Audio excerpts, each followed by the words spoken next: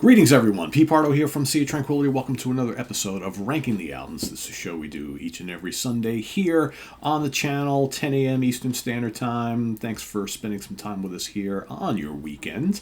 Today we're going to take a look at a very short but very cool catalog from a British band that debuted in the early 70s. They were only around for a couple of years. They released 3 albums while they were together as a band. They recorded a 4th, but it never officially got released till many, many years later. I'm talking about the band Patto, right? P-A-T-T-O, and that band name actually came from the last name of the lead singer. The lead singer, Mike Patto, was in another band prior to this called Time Box, more of like a pop band, British pop band, along with a guy named Ollie Halsall. I'm going to call him Haskell all week. Ollie Halsall. I don't know why I always want to say Haskell. I must think about Gordon Haskell. But Ollie Halsall is a lead guitar player, plays piano and vibraphone, virtuoso on all 3, I might add. He is also in this particular band. When Time Box broke up, Mike and Ollie formed Patto, along with Clive Griffiths on bass and John Halsey on drums. That makes up the classic lineup of Patto. Like I said, they've got 3 studio albums at the time, recorded a 4th. That got released much, much later. We're going to do all 4 of them here in the ranking, and I'm going to rank them as I like them. How to describe the music of Patto? Well, they're often listed as a progressive rock band, but I don't hear much prog in their music. To me, it's more like a combination of kind of driving, bluesy, hard rock with little bits of boogie, certainly lots of jazz rock. Think kind of like what Colosseum was doing right around the same time. Prog maybe in terms of the experimentation and things that's going on in their music, but I wouldn't really classify them as a prog band. Sometimes it's heavy, sometimes it's kind of light, sometimes it's kind of like bluesy, whiskey-soaked, hard rock and boogie, right? That sort of thing. I hear a lot of the Faces in a lot of their music at times. But obviously, because of the extended use of these long spiraling electric guitar solos and lots of piano and vibraphone to their music, there's lots of kind of jazzy bits in their stuff as well. Some of the vocals kind of have either like a husky or bluesy take or more of like a laid back kind of jazz thing. Very, very interesting band, very unique sounding. And I will say, and also after Patto broke up, basically Mike and Ollie went and formed the band Boxer, another interesting band to check out if you kind of like what you hear with Patto. Boxer released, I think, three or 4 studio albums as well, and basically similar type thing, right? Just together for a couple of years, couple albums, and then boom, they're pretty much done. And then we lost Mike Patto late in the 70s. He passed away, I think, in 1979. Ollie's done all sorts of different things since then, but yeah. So, and a little bit of history here. So, Ollie Halsall, excellent guitar player, also played alongside Alan Holdsworth for a brief period of time in the band Tempest. Okay, so Tempest was actually, he spent a brief period of time between Tempest and later forming Boxer with Mike Patto. And so on the first Tempest album, you had Alan Holdsworth on lead guitar, and then they played in the band together for a little bit before Holdsworth left, and Ollie basically took over the main guitarist role in the band. But very similar type guitar styles. Both played SGs early on. Ollie was a lefty, though. Alan was a righty. And both employ that kind of legato style playing, right? So if you listen to some of the music of Patto here, you're going to hear some similarities to Alan Holdsworth. So very, very interesting stuff. So let's get started here on the rankings, shall we? Number 4, I'm going to go with their 3rd album, which came out in 1972. It's called Roll 'Em, Smoke 'Em, Put Another Line Out. Obviously, lots of drug references there, right? Roll them up, roll them up, smoke them up, put another line out. Let's just do it all, right? Why not, right? This is the first for Island Records, right? They were originally signed to Vertigo, and they got dropped from Vertigo because obviously the first 2 albums didn't really sell much of anything. Island Records picked them up. Basically the same lineup here as well. So opens up with Flat-Footed. Excellent song, 8 minutes in length. Strong, kind of traffic jazz rock feel. Island also on, Traffic also on Island Records, right? So if you like Traffic, I think you'll like and that's kind of some of the more jazzier stuff that this band does reminds me of Traffic. Traffic, another one of those bands really can't classify, right? What are they? Are they a jazz rock band? Are they a psych band? Are they a prog band? Like, they do a little bit of everything, right? But and this band is kind of similar. But when they do the more jazzy stuff, it does remind me of Traffic. Reminds me a little bit of Coliseum, like I mentioned before. But Flat Footed is great. Killer piano and drums. Strong vocals from Mike Patto. Really, really good. You got next up Singing the Blues on Reds. A lot of groove, slightly funky feel. And you'll notice on this album there's much more of a keyboard presence on this album compared to the first two. And I think the kind of the funkiness permeates this album a little bit, which you don't really get on those first two records. Near the end of the song, though, Ollie unleashes some great guitar work. Really, really cool. Loud Green Song follows a song called Mummy. Mummy is a complete throwaway. I don't even know why they included that on here. It's just totally ridiculous. Loud Green Song is pedal to the metal guitar rock with some of Ollie's wildest guitar playing on any Patto album. I think if you want to hear heavy, just really heavy guitar rock, definitely check out Loud Green Song. It's easily the most hardest rocking song that this band ever did. Really, really wild stuff. Turn Turtle up next. Kind of piano-driven, bluesy number. Not one of my favorites on this album. It's kind of bland. I Got Rhythm, laid back, bluesy. Again, not really that into that either. Peter Abraham, though, is really, really good. That's just over 6 minutes long. Nice piano, really nice lead guitar work. I think Mike's vocals are really well done on this one. Rockin' song. But interestingly enough, there's like all sorts of different things going on. There's bits of like there's blues, there's some boogie, there's some jazz. It's a very varied song, but very, very interesting. Then you got Captain P and the Atos, Seabiscuits Parts 1 and 2, which make up the back end of the album. Really silly. Got some weird, very British vocalizations going on there.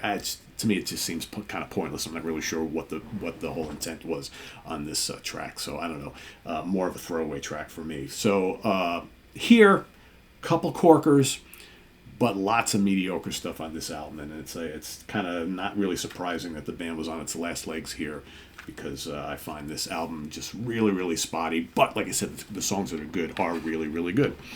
Let's move on to number 3, which I do not have a hard copy of, but I'm going to show you what it looks like. Number 3 is the 4th album, which was never released at the time. Recorded in 1973, but not released till 2017, many, many years later. It's called Monkey's Bum. And I'm not sure if you can see it there. Yeah, there we go. Trying not to get the glare. And that's pretty terrible. Anyway, there's many different covers to this. It's been re-released so many times over the years since the first time it came out. So there's, depending on if you have these, you might have a different cover on yours. But like I said, recorded in 1973, released in 2017. 4th and final album. My Days Are Numbered is a fun, bluesy hard rocker on the album. Got Ollie tossing in some big muscular riffs and just fleet-fingered solos. Really, really excellent stuff. The Dream I Had Last is a kind of up-tempo, rousing, electric piano-driven song. Really like that. It's really cool. Sugar Cube, 1967, upbeat blues rocker. More electric piano on that. There's a lot more electric piano on this album than on all the other ones combined. I kind of dig that, right? Because I love the electric piano. Then I Need You is really different. Just complex guitar and keyboards. Drums and the rhythms are really busy underneath. Got a playful vocal from Mike. Really excellent kind of jazz rock song, right? And easily my favorite song on the album. It's very intricate and kind of like whimsical and kind of Canterbury-ish almost in spots. Very, very cool stuff. Then you got Good Friend, melancholy blues piece. That's okay. Get Up and Do It is, I mentioned the Faces before. Totally reminds me of like a Faces style rocker. Screaming sax, you got piano, you got guitar, got energetic vocals from Mike. Really cool song. Sausages is a fun rocker, ridiculous title, but still pretty cool. Head Yob is more of a funky track. Killer Ollie Halsall solo on it. And Pick Up the Phone and General Custer close out the album. I'm not nuts about Pick Up the Phone. It's kind of like a bluesy rocker. It's okay, kind of nondescript, but General Custer is really, really cool, and that's got loads of Ollie Halsall lead guitar. Very, very cool stuff. So this album, I think, overall, couple clunkers, but overall there's pretty good material here, and I think this is stronger than Roll and Smoke 'Em and Put Another Line Out. So too bad though fans had to wait so long to get to get this, right? For those who were into the band back in the day. All right, number 2, I'm going to go to 1970 to their debut, Patto, which I always thought that cover is kind of hilarious, right? Yeah, you got to hold it out so you can see the whole thing, right? There you go. Kind of nightmarish looking, right? As my Obi strip falls out of my CD, because this is a Japanese import. Anyway, debut album, like I said, Vertigo Records. Kind of like a blend of blues rock, jazz rock, and I guess what you'd call prog. You got the man, kicks things off, shows off Ollie's skills on the vibes. He's a really good vibraphone player. I mean, it's amazing like how good of a piano player, how good of a vibe player he is, and then an amazing guitar player. Very, very skillful guy. It's kind of, the man is cool. It's kind of laid back, jazzy to start, and then everything morphs into this big, like, kind of hard rockin' finale. Really, really cool song. Hold Me Back, kind of a groovy rocker, right? Mike's vocals are really strong on this one. Then Ollie drops in a blazing solo, some cool riffy stuff. Very cool. Halsey's drums have kind of like a Keith Moon flair to it. Really good drummer. That I should mention him. John Halsey, very, very good drummer. Very busy and constantly doing all these lead fills, kind of like Keith Moon. He reminds me a lot of him. You got Time to Die, short little bluesy acoustic piece. That's okay. Red Glow, big, beefy, heavy blues rock. Got acrobatic drums, meaty riffs all over the place. Reminds me of kind of similar period Humble Pie. And I think Mike on the vocals is getting some kind of like Steve Marriott meets Joe Cocker vocals, kind of really gruff like that. Very, very cool. And Ollie's guitar solos are savage on this song, and he drops 2 amazing solos, one in the middle, one in the end on this. Very, very cool stuff. San Antone, short little boogie, that's okay. Government Man dips back into this kind of bluesy jazz rock thing, that's pretty good. And then you got Money Bag, which is 10 minutes long. Some really nice jazz rock on there, and extended soloing from Ollie. Really, really cool. Again, reminds me of Coliseum a little bit. And then the album ends with Sitting Back Easy, which is just hard rocking, kind of metallic guitar, riffy blues rocker that's got some quiet sections mixed in with the heavier stuff. Very cool. Overall, I think it's a strong album. It's a little uneven, but what's really good here, or what's good at here, is really, really good. So that's the self-titled Patto release. And then number 1, I'm going to go with their second album, Hold Your Fire. You may be saying to yourself, wait a second, that kind of looks like a Roger Dean piece of art, but he doesn't normally do stuff like that. That is Roger Dean. Second album, Last for Vertigo, one and only time they worked with Roger Dean on the artwork. Again, this is pretty early, 1971, right? And there's the band right there, by the way. So here they got the title track, Hold Your Fire, opens things up here. Blistering blues and jazz rock. You got like Mike's kind of like leathery vocal style, kind of mixing in with Ollie's piano and guitar. And the guitar solo is just pure fire on this. To quote Mr. Eric Porter, pure fire on this. Very, very cool stuff. Then you got You Point Your Finger. That's you point your finger, which is interesting lyrically. It tells the story of a soldier coming back from the war, trying to deal with family life once again. Emotional blues rock song. Great vocals from Mike on that. Really, really good track.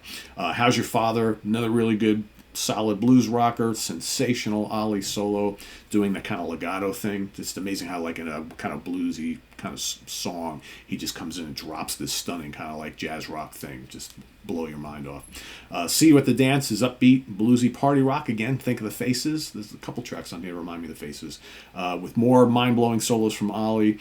Give It All Away, another upbeat Faces style kind of boogie, dirty, grimy rock song, right? Like I said, you get that a lot on this album. Very, very cool stuff. Air Raid Shelter, another lengthy track, laid back kind of jazz rock. Nice simmering vocal from Patton with a couple jazzy explosions from Ollie where he kind of shows off this. To me, it sounds like this kind of Wes Montgomery meets Larry Coryell thing. Right? Like very fast but clean notes and whatnot. Very, very cool stuff. Nice drumming on this song too as well. Tell Me Where You've Been. Nice groove to it. clever little guitar licks permeated throughout the whole album, and Magic Door closes the album, which is this kind of like atmospheric, bluesy jazz rock, kind of strong layers of lead and backing vocals. Well done piano, a little bit of organ on here too. Nice use of vibes. I think it's a really strong album, and it's definitely my favorite of all of them. I think just for me, this album holds together a little stronger. There's really not any weak points on it, and I like the fact that it kind of flips back and forth between like the kind of the jazz rock and this kind of like Faces style, like hard rock, soulful boogie rock, or whatever you want to call it. Like I said, I don't really get a lot of prog on these albums, but to me, it's more kind of like a jazz rock thing. So if you consider like Colosseum, prog rock, right, but it's more jazzy stuff, that's kind of what this is like. So, but sensational guitar work, really good vocals. I think Mike's got a very unique vocal style as well, and great drumming. Band is very, very talented. So I really can't say anything bad about these albums. I think it's a unique for an underground kind of obscure band. I think there's really lots to look forward to here and to enjoy, right? And especially if you like kind of cool guitar players from this scene, from this time period, I think you'll really enjoy it here. So yeah, Hold Your Fire is going to be number 1 for me, followed by Patto, the debut, followed by the fourth album, which of course is called Monkey's Bum, and then Roll 'em, Smoke 'em, Put Another Line Out will be in my number 4. Right, so if you are a fan of this band, rank them as you like them down in the comments below. If you've never listened to any of these albums, well, I would say go out. They're all available on YouTube. You can go stream them and check them out, and maybe you'll find one that you really dig, and you'll be able to go hunt these down somewhere and get them. So I've had these for quite a while, so they're out there available to pick up. I think this one was a Repertoire Records reissue. This one, like I said, this is a Japanese Vertigo import, and then this one came out on. Geez, what label is this? Flawed Gems. All right. And many of these have been reissued so many times in more recent years. Like I said, even the fourth album, there's various issues of them that have come out over the last 5 or 6 years. So they should be easy to track down. So anyway, thanks for watching, everybody. Please subscribe if you haven't already, and click on that notification bell so you get alert of all of our content as it posts. And please do hit the like button before you leave. Also down below, we got the links to our Ko-Fi page for channel donations, as well as our merch page and our Cameo page. So thanks in advance for all your support there. And we'll see you soon here next week for more stuff on ranking the albums. I am going to dive into, for next week, being as it is a holiday week here for us here in the States, and me doing a ranking show with one of my co-captains is probably not going to be able to squeeze that in, because I know Rick Labonte and I have the Guess Who coming up real soon. That'll probably be in a week or two. But I'm going to do a band that's really new to me. I've been listening to, I want to thank Fastin B, he's one of our viewers, he knows who he is, sent me the catalog of Truck Fighters, a very cool kind of like stoner rock band. They've only got a handful of albums, and I've been listening to them. I really dig them. I'm going to go and rank that catalog that is brand new to me now next week's show, so stay tuned for that, and lots more here on the channel. So take care, everybody. Visit us on the web at www.seaoftranquility.org. We're on Facebook, we're on YouTube, all together all the damn time. See you soon. I am Pete Pardo. Enjoy. Bye-bye.